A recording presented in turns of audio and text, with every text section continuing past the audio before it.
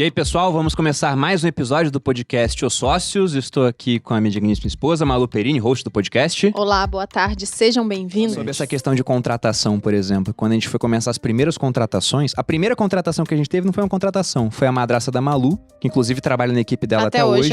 Quando eu entrei no grupo Primo, né, ela ficou na equipe da Malu, saiu da minha, mas era um familiar, porque eu tinha muito medo de processo trabalhista.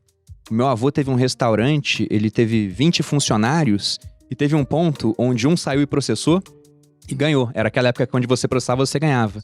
Aí os outros começaram a usar o mesmo advogado pra isso. É normal. Aí eu falei, nossa, eu não quero esse problema pra mim. Eu fui pra internet, super normal. Porque na internet eu vi que eu poderia fazer muito com uma baixíssima equipe. No começo, sem equipe nenhuma. Só que eu comecei a ganhar 1 milhão em lançamento de curso, né? Eu falei, poxa, preciso ter alguém pra me ajudar hoje em dia. Aí eu fui contratar, mas centralizei o máximo que eu pude, que eu não queria contratar, eu tinha essa dor.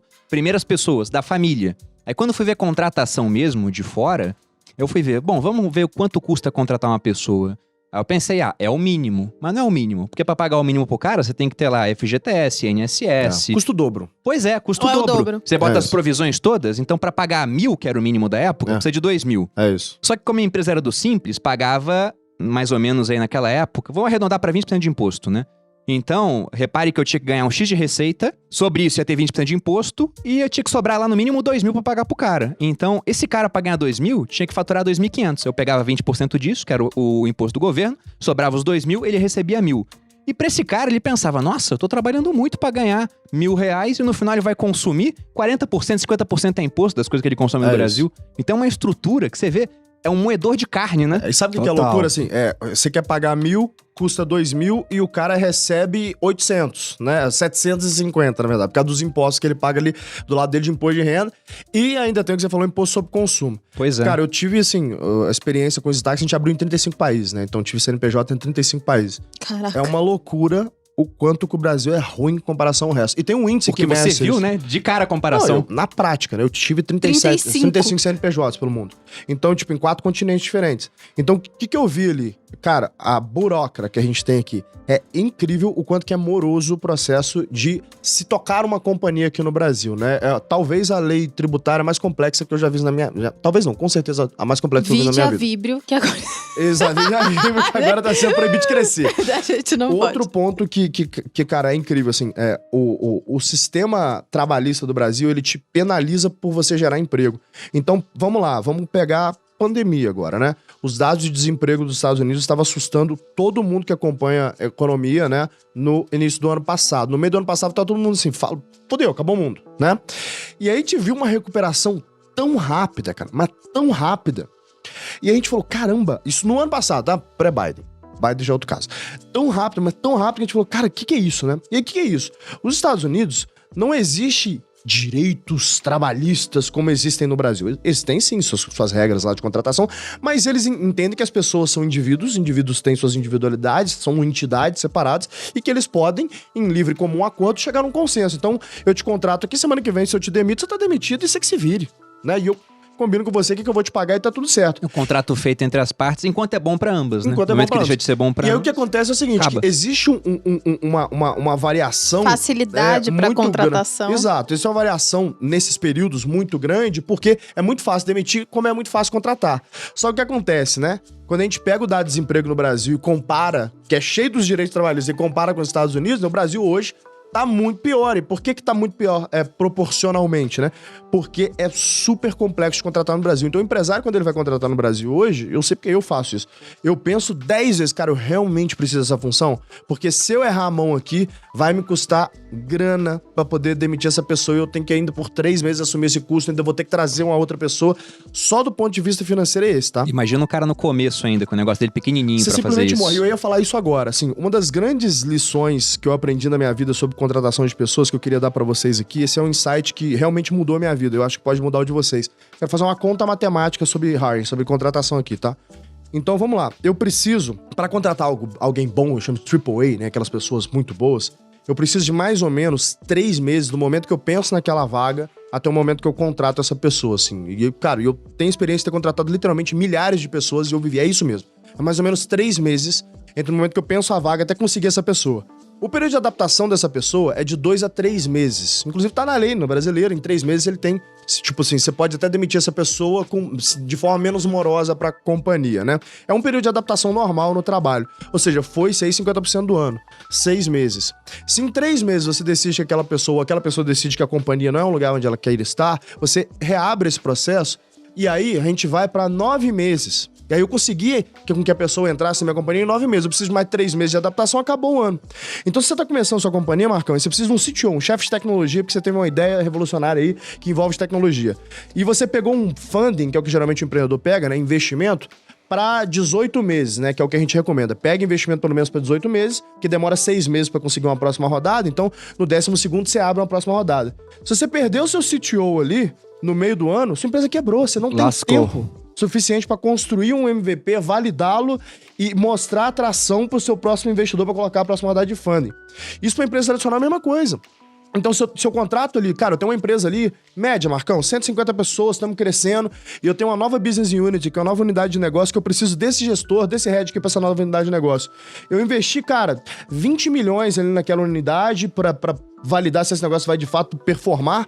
Contratei aquele cara ali, aquele cara me custou 250 pau ali por ano, provisionei esse negócio, perdi o cara no meio do ano. Acabou, aquele ano eu já não vou mais conseguir performar naquela unidade de negócio. E esse é o grande desafio das empresas, né? Achar as pessoas certas, reter, desenvolver elas e deixar a balança justa, né? E é por isso que entrevistar, Marcão, é um negócio que deveria ser tarefa dos donos e heads da companhia. Concordo, a gente tem uma regra aqui no Grupo Primo. Bruno, para de fazer entrevista. A gente tem uma regra. Toda pessoa que for entrar, ela tem que ser entrevistada por um dos sócios mais relevantes do negócio. Eu falei isso com o Thiago quando a gente se encontrou. Eu falei, cara, essa é uma regra que eu sempre usei nos meus negócios. Tipo, o dono da vaga é a pessoa para quem aquela pessoa vai trabalhar. Então, eu sou extremamente contra o RH ser quem contrata. Não é. O RH, na verdade, ele faz manutenção de cultura. E ele te ajuda na parte operacional. Agora, quem tem que contratar e buscar essas pessoas são os donos da vaga. E se for cargo estratégico, de diretoria, alta gerência, dependendo do tamanho da companhia, é o CEO que entrevista. Eu entrevisto todos os diretores que entram nessas fazer entrevista é uma das principais atividades que o dono da empresa tem que conduzir e é justamente o que eles não fazem na prática, né? Terceiriza ou pro RH ou pra, enfim, fazem nas coxas. Isso é tipo terceirizar a escolha de namorada. Né? É loucura mesmo. Eu tenho uma regra, assim, que eu uso para a maioria das posições, que é entrevistar, no mínimo, 9 pessoas para aquela vaga, né? Jesus amado. Pessoas. Eu acabei de abrir uma empresa nova, chamada Casa Nova, né? E aí eu tô entrevistando e contratando pessoas, porque eu falei que é uma empresa mesmo. É vai ter 5 pessoas trabalhando lá na casa. Tudo tem um negócio pra ser feito, mas eu não pretendo entrevistar 9 pessoas, não. O que dá pra fazer pra ajudar, Malu, se você tem um RH, o RH pode entregar 3 a 5 finalistas pra você.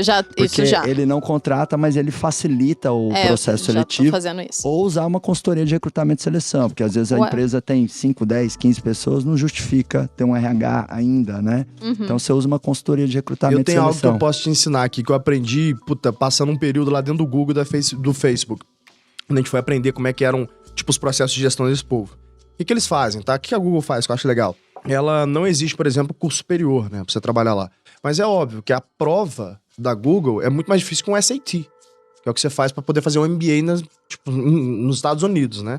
Então, o que é a prova, de fato, né? Eles testam a sua plasticidade intelectual, então a sua capacidade de aprendizagem, que para mim é o principal recurso de qualquer pessoa no mundo, né? Por quê? Porque a gente vive um tempo de mudanças exponenciais. Por consequência, quem ganha o jogo não é quem tem mais dinheiro, quem tem mais tradição, quem ganha o jogo é quem se adapta mais rápido. Total. E a adaptabilidade é sobre capacidade de aprendizagem, né? Então, eles testam isso te dando, por exemplo, sei lá, vamos dizer que você vai trabalhar na área operacional. Te dá um case do Google mesmo, de alguma nova business unit, eventualmente, alguma expansão que o Google vai fazer para alguma cultura, para algum outro país. E eles falam assim, como que você faria esse negócio aqui com base nesse case? Então, te deu as informações, aprenda algo e me mostra sua capacidade de execução, que é outra... Quer saber se consegue resolver aquele problema. Eu quero saber se você consegue aprender rápido, quero saber se você consegue transformar esse aprendizado em ação. Né? Porque não adianta planejar. Tem muita gente inteligente que é bom de planejamento, mas fazer o trem funcionar é outra parada, né? É uma habilidade completamente diferente. Então eles testam isso. Como que você faria? Quero aqui, cara, passo a passo, o que você usaria de recurso, em quais dias, em qual volume, como que você faria esse negócio funcionar. Então eu tô dando uma prova técnica para poder ver se você, de fato, Marcão, tem capacidade de aprender e executar aquilo que precisa pra função. O teu hard skill tá testado nesse momento. Eu não tô nem aí se você estudou em Harvard, ou se você estudou na PUC, whatever. Você se mostrou bom pra poder fazer aquilo ali. E por que é legal você colocar essas provas antes de você entrevistar essas pessoas? Porque 80% das pessoas, em média, não respondem. Sabe por quê? Porque é preguiçoso mesmo. O cara nem faz. Nem faz. Acaba sendo um filtro já, né? Porque é foda, brother. É mó complexo fazer aquele trem. Você tem que pensar, né? Imagina, você vai, opa, tem um problema aqui, como que eu faço E pra sabe qual é o resolver? negócio? É que assim, não é deixa eu me candidatar a uma vaga e se o pessoal olhar meu currículo, eles me chamam pro processo. Não. Antes de se candidatar à vaga, faça essa prova aqui. Se você fizer a prova, automaticamente você tá se candidatando. Aí o cara fala, deixa essa porra pra lá. Pior que quando eu fui Que fazer loucura, a seleção gente, muito bom. do pessoal pra trabalhar comigo no suporte do Viver de Renda, eu falei, bom, como é que eu faço a seleção? Foi E eu boa fiquei essa. muito impressionado quando eu li o livro do Jeff Bezos, né? A Loja de Tudo. Sim. E eu vi que ele fazia redações, assim, falava o pessoal escrever redações, não era apresentação de slides nas Sim. reuniões dos executivos. Eu falei, pô, vou pedir uma redação. Na verdade, eu pedi uma redação respondendo 2 perguntas. A primeira era uma pergunta técnica e a outra era uma apresentação do candidato. E eu não botei limite pra pessoa escrever. Só falou, me dá uma redação. Me dá uma redação. E algumas pessoas enviaram... Primeiro que o número de pessoas que falou vou participar e a que participou foi muito menor, né? Porque tinha que sempre. escrever. E o segundo ponto foi que, como eu não coloquei limite, teve pessoas que fizeram 1 parágrafo e teve pessoas que fizeram 3 páginas. E como eu li todas, naturalmente eu fiquei mais impressionado com um cara que escrevia bem durante 3 páginas, mantendo um raciocínio, uma coesão, uma Sim. coerência, do que com um cara que deu uma resposta às vezes boa, mas muito sucinta. Então aquele cara que botou mais empenho ali acabou ficando melhor na fita pra depois ser contratado. O nome né? disso é você dar uma tarefa, um desafio no processo seletivo, né? Meu vô lá de Doverlândia, nasci em Doverlândia. Conhece Doverlândia, Thales? Não. Como assim, brother? Não conheço, você conhece Coca-Cola? Ofensa. Conheço que eu conheço a sua história, mas Doverlândia é interior de Goiás. E lá no Goiás a gente fala que é uma currutela, né? Que? Aquela cidade que você passa por ela, chega na próxima e pergunta, cadê Doverlândia? E te Olha, na avisam, música, passou, a gente passou. não sabia o que era Currutela. Currutela, Tem o amor. Bar de Currutela de uma Bar de música, né? Currutela, é uma música Lá no sertaneja. Goiás é uma cidade pequenininha, né? Sertanejo deve ser do Goiás também. Bom, e meu avô falava assim pra mim, antes de fechar uma empreitada pro cara capinar, que é a roça, eu gosto de pagar uma diária pra ver ele capinando. Maneiro. Porque eu não sei se ele vai me enrolar. Então, assim, quando você Muito for bom. contratar alguém, obrigatoriamente Bota dê pra uma capinar. atividade. Bota pra capinar. Gostei da lição de capinar, Marcão. Bota uma Faz sentido. atividade, bota um desafio, né? Bota um entregável pra pessoa, independente da função, se é um designer, desenvolvedor, uma Isso. secretária. A minha designer foi assim que eu contratei Muito ela. legal. Que aí você vai ver a pessoa, né? Abre aspas, capinando, fecha aspas e vai testar, né? vai poder avaliar. E um segundo componente também em relação à contratação é que, assim, um bom marketing vai atrair clientes. E uma Uhum. boa cultura vai atrair talentos. Fato.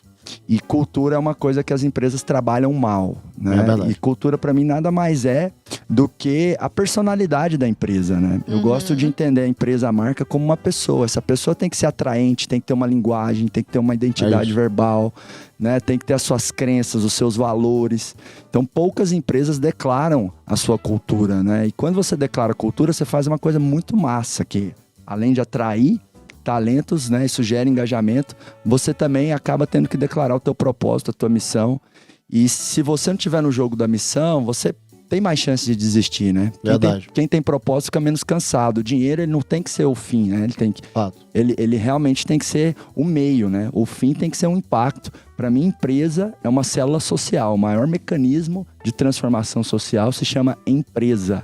Para mim, o cúmulo da solidariedade e a prosperidade, porque a prosperidade são coisas que estão crescendo, e para algo crescer, quando o Thales explodiu e é esse cara de sucesso, quando vocês dois, o Grupo Primo, eu e uma galera massa no mercado, a gente cresce, um monte de gente cresce junto com a gente. Sim. Com certeza. Quando, Então- quando você ilumina a sua vida, você joga luz em quem tá em volta também, né? Exatamente. Posso complementar o processo de contratação? Eu ia favor, só por falar favor. que é por isso que a pessoa tem que estar na internet. A empresa tem que estar na internet, né? Mais uma vez você falou. Concordamos. Porque ela tem que mostrar os valores, ela chama a atenção e ela propaga tudo que ela acredita pela internet, principalmente. Por isso, toda vez que eu falo que eu queria contratar, enche o meu direct de gente que conhece os meus valores, conhece o que é a minha empresa Isso. e fala, eu quero trabalhar com você. Perfeito. Inclusive, são fatores que a gente utiliza para atração de talentos, né? Palestra, redes sociais, PR, né? Uma boa relações públicas vale muito mais do que dinheiro, e artigos, né? São 4 fatores que a gente utiliza para atração de talentos. Mas o que eu ia complementar...